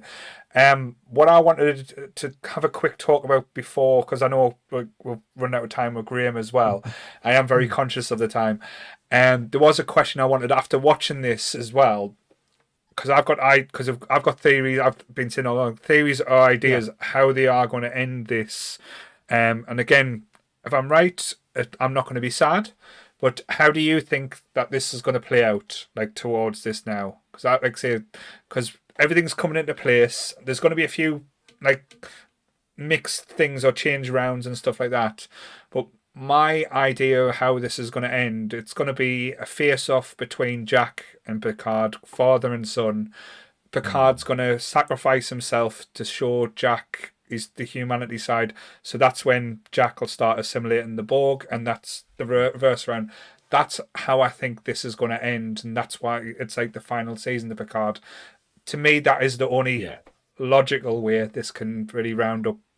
Where I do feel like Picard has to die. I do feel like Picard will die in this series, because I think it will be like you're saying, where it's a battle between father and son. And obviously it's going to be like, in Star Wars, where it's like Darth Vader and Luke, and then obviously Keiko in the big chair behind them with like the Force lightning and whatnot. The final reveal of Keiko. That is the scene that we're going to get next episode. But I mean, it would be a real shame to lose Patrick Stewart, but it's what an amazing send off with this series, if that is what, I agree with you both. I think Picard, I don't know how it's going to happen, but I think Picard will sacrifice himself potentially to save his son. I think it's going to be the face-off we didn't really get in First Contact between the Queen and Jean-Luc. Oh, the Queen and Locutus. Locutus, yeah, with the son in by proxy. I think Picard, because they've teased obviously no one is safe and blah, blah, blah, blah, blah. I think out of the Next Generation crew, it will be Jean-Luc. Yeah. I think there will be no other deaths of the main cast. It doesn't make sense to do it because, like I say, they've hinted at with Riker and, like I say, his kids and LaForge with his kids. Yeah. The only logical peoples to die that would mean anything. Again, Data, because they can keep bringing them back, so it's not really like I say how many times can they destroy the plural robot. But Picard is the only, like as I said, Worf's story still hasn't been told, like because we've only had glimpses. I would love to find out more about the pacifist.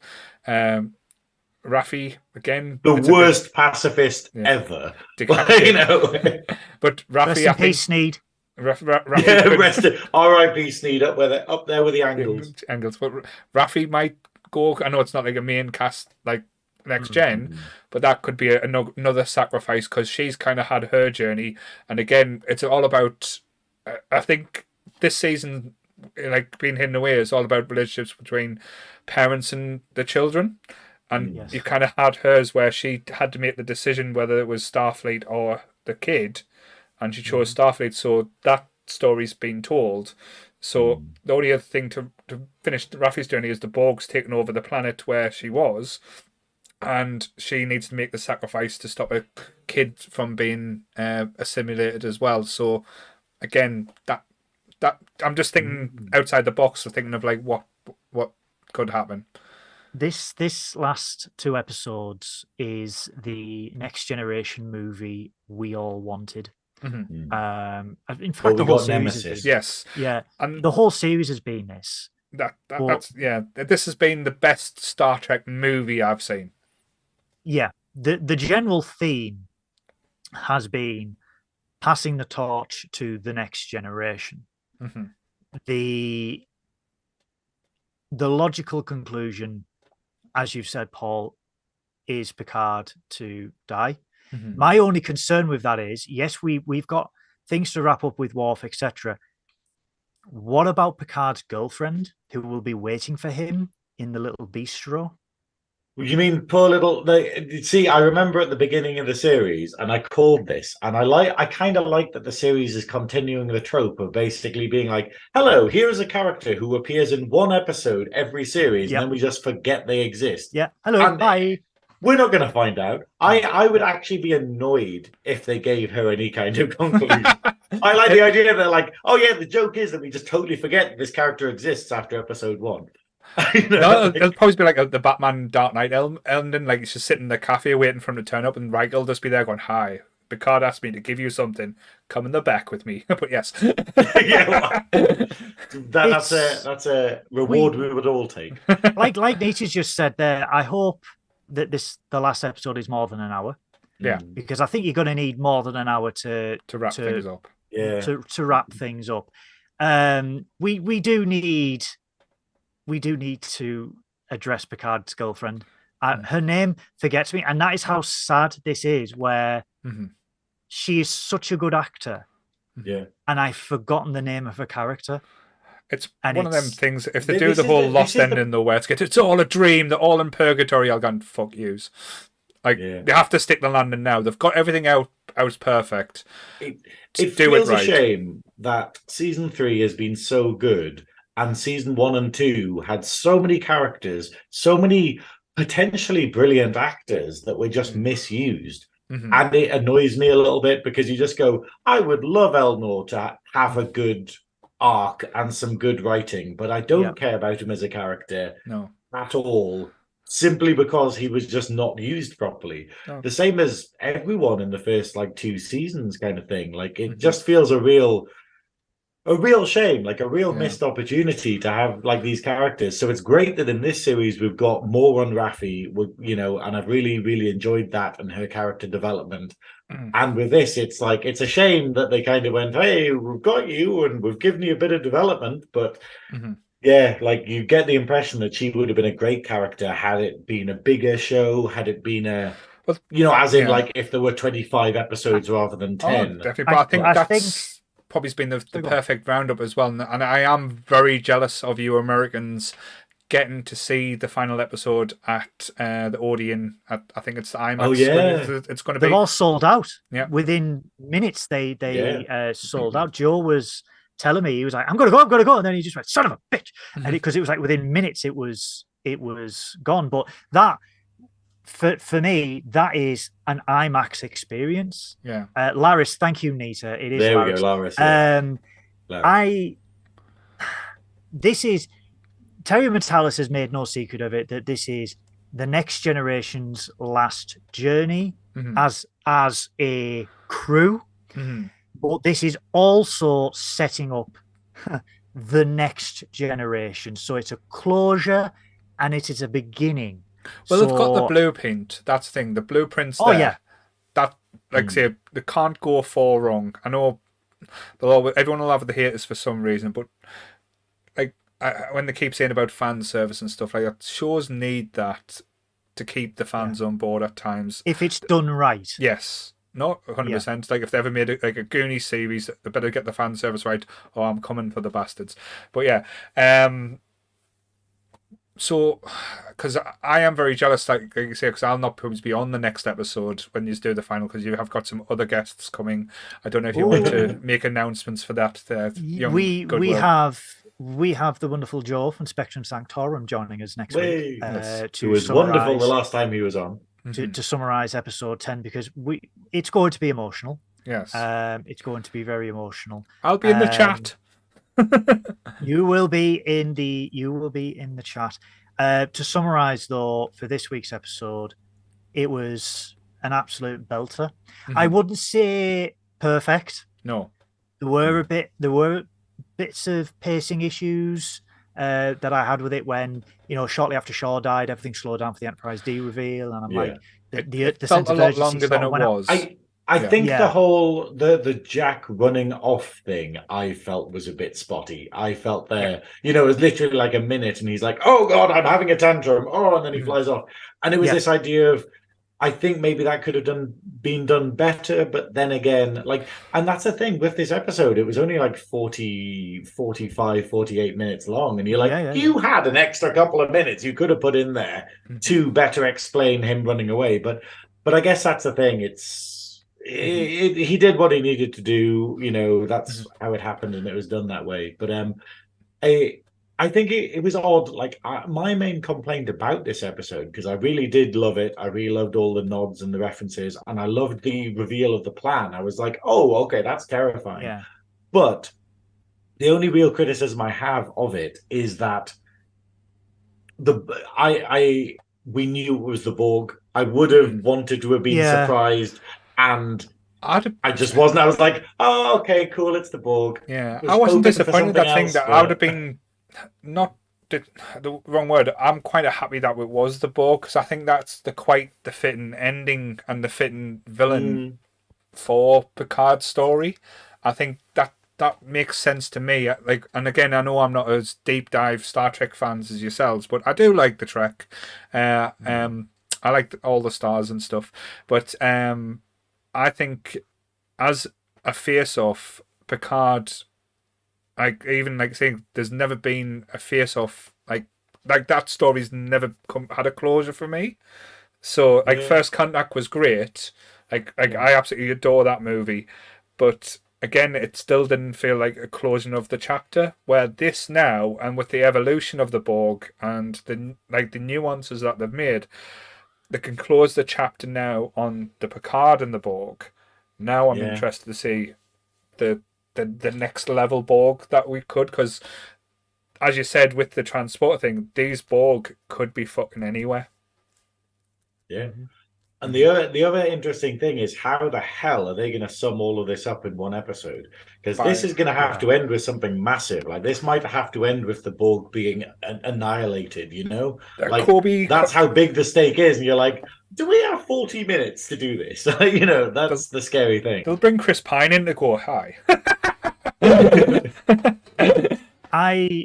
I agree, and this is what I was referring to earlier in the episode, where when the reveal was the Borg, I was like, oh, come on. But then they totally justified it throughout the episode, and it was like, oh, okay, oh damn, they are legitimately back with a terrifying plan. So it was like I felt like, yes, it's the third time the Borg are back. I was like, oh, Power Race would have been, but then I was like, no, this is actually a really good way of doing it. And I am very curious to find out what deal they have done with the changelings and the Dominion to sort of form an alliance. Is it purely emotional with the changelings, or is it for the Borg to help them evolve and vice versa? It could be that they've took over. You never know, they might have assimilated them. So imagine, like they said, I said the like, I can't remember the name, like the changelings hive mind. So if they if they ever assimilated that and then faded it down, that's the evolution. That's it. We don't know that we never got a crossover that suggested that changelings couldn't be assimilated. That's an interesting concept. Yeah, well, I think we discussed this last week as well, whether the changelings could be assimilated. But no, I think I'm very much looking forward to next week. I am very jealous, like you said, Paul, of the Americans getting to watch this week's episode in an IMAX and next week's in an IMAX as well. Overall, though, solid episode, terrifically shot, directed. The score was perfect. The effects were perfect. I felt very emotional from this episode for various reasons. So the next episode has to push that boundary further, or otherwise it's like the episode of The Last of Us after like I said, episode 3 of The Last of Us. It felt flat because it was so emotional. So they've got to do things this time. So yeah, a lot of people. Dave Blass, who works on Picard, has said that the last 2 episodes feel like a movie in itself. So if the whole season has felt like a movie, this is like a culmination of that. This is, if they shot this, if it was a 2.5 hour finale, you could totally see it. But overall, though, I'm very much looking forward to next week. It is the final episode of Star Trek Final countdown. So the final frontier. It is going to be very sad. It will be our final review of Star Trek Picard. But not the final episode of Star Trekking with Nerdy Up North. Is it will live on the prosper until I can't see it. It would absolutely not, because, guys, because up there with the angles of Princess Di. So after next week, guys, what we will be doing, me and Science Officer Synoiz, we will be Synoiz. We will be having special guests who I won't announce. Some of you may know them. Some of them are quite famous, and it's like, oh, no, they're not any more special than me. Remember, I'm your boss. Yes, Paul. I'm the special one. Can I have a raise? Work harder, bitch. I work as hard as I can. But after the series, after the episode 10 review, we will be introducing the double wheel of episode. The double wheel of Trek. Double wheel. We couldn't think of a better thing. Yeah. Where we will be spinning the wheel and hoping to God we don't get Code of Honor, because I don't think you've got that in you. No, we're not. There's going to be a transporter malfunction, and that will just fall off. We will be randomly reviewing Star Trek episodes, because let's not forget, guys, there's 850 Star Trek episodes to choose from, and the wheel, will it be cruel? Will it be nice? Will it be Code of Honor? Will it be the one with the salamanders? I want to get when you review the movies, I'll jump on again them ones. And we will also we will also be doing the movies, and we will absolutely have you on. We will have the wonderful Charlotte on, because I feel if I don't review First Contact without Charlotte, I may get put into one of the stasis chambers in Daystrom Institute next to Kirk. I might see what happens. See if I can push the buttons a bit. Yeah, but yes. But overall, guys, thank you so much for joining us live. Thank you so much for everyone who is watching recorded. In the description below, you will see links to all the socials for Nerdy Up North. Just right down there. I'm going to have to do this because everyone gets annoyed when I do it. Description below, we've got all the links for Nerdy Up North. We've got the Facebook group. We've got Twitter. We've got Twitch, which I kind of do from time to time, and I act like an absolute git with a unicorn hat. And he ran around the convention doing it on Monday to the annoyance of everyone. There'll be some videos of everyone. There'll be some videos going on YouTube with that as well. When it was basically Goodwill and Jake taking over and doing everything that I didn't want them to do, but they did it anyway. I'm joking. That'll be on that'll be on our YouTube channel. Yes. You can follow Science Officer Synoiz on all the links below. Please feel free to donate to St. Benedict's Hospice, because he will be starting his stream in 45 minutes time. Yes. Crazy times, yeah. Yes. So, and that's it. So it's basically twitch.tv/Synoiz, SYNOIZ. It's all down there, Graeme. But it's all down there. But just to give a shout out as well, like if you do listen and watch our shit, thank you. It is like I say, it keeps us going. Like I say, we do enjoy doing this kind of stuff. And if you want to join us on Sunday as well, it's going to be an interesting podcast. We've got a lot of interesting characters on, shall we say, where we're talking about true crimes. So yes, not an area of my expertise, but there's a lot of crazy women who like that shit, and probably will be talking about cutting a bitch. So yes, and Grant will be on that as well. So that's Grant is Sunday. a crazy bitch. I will give him that. Yeah, so that's Sunday, 7:30 p.m. UK time, guys. So that will be 2:30 p.m. Eastern time for you guys in the Eastern Seaboard of America. America, fuck yeah. America. And we will be back next week with our special guest, Joe. Cool. The socials. Yep. Sorry, I think Sammy's doing a last episode of the Game of Thrones recording on Thursday, and then she will be starting up a new project, little side project called Monsters Up North as well, where we'll be talking about individual monsters. And I think the first one she is blasting away with is the creature from the Black Lagoon, because everyone. Like, if you watched last Sunday's episode of the podcast, the lovely Graeme was on with a few people where we talked about the Universal horror movies, and that was such a laugh. There was people who knew shit, and me and Graeme knew fuck all, and we just talked over them like we are bastards. So yes. I knew a fair amount about them, but nowhere near as much as Dan and Jessica. They are wow. Yes. So we've got a lot to look forward to here at Nerdy Up North, guys. Please give us a follow, and all the links in the description below. You can find me on Twitter at Goodwill None. That's Goodwill None. Look for the git with a unicorn hat, annoying everyone in Star Trek. That's me. The Velvet Snatch. He's got a YouTube channel right down there in the description. St. Benedict's Hospice is there. I'm going to have to give a shout out to my dear old friend Alison, who is also doing Race for Life in July. You can find her donation page below. We need to get it to £80. It's only £80. Come on, chip it. Why not? It's for a good cause. Give it a bit. And I am the runner, the cult master himself. So yes, but he is.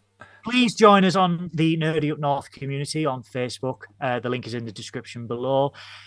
But that is it, guys. Thank you to everyone in the chat. Thank you to Nita, Spectrum Sanctorum, Joe, Beth, Starfleet, Soul, Blue Harvest Toys, everyone. Danielle, Laura, everyone who's popped in. Charlotte. Just to say as well, is Goodwill going to steal Sammy's saying now, or is he not? I am absolutely not, because I'm just going to say thank you so much to everyone who watches live, who watches recorded. You have no idea how much this means to me personally, how much it has changed. God, this has got more endings than Lord of the Rings.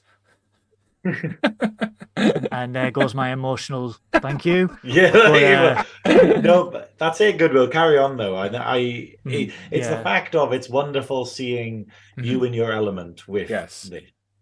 Thank you so much. I really appreciate it. Thank you to Paul for allowing me and Synoiz to do this. Thank you I don't for allow Synoiz. you. I had no choice. Yeah. Thank you for Synoiz for being the science officer that everyone deserves. He is a wonderful human being, everyone. Human being. I'm a changeling.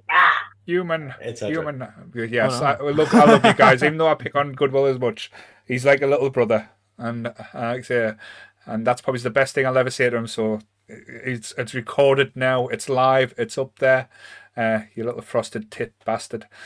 Yeah, look at my frosted tips, everyone. Yes. But we're going to sign off. We're going to sign off now. We're going to allow Science Officer Synoiz to get ready for his charity stream. So thank you, everyone, for watching, and we will see you next week.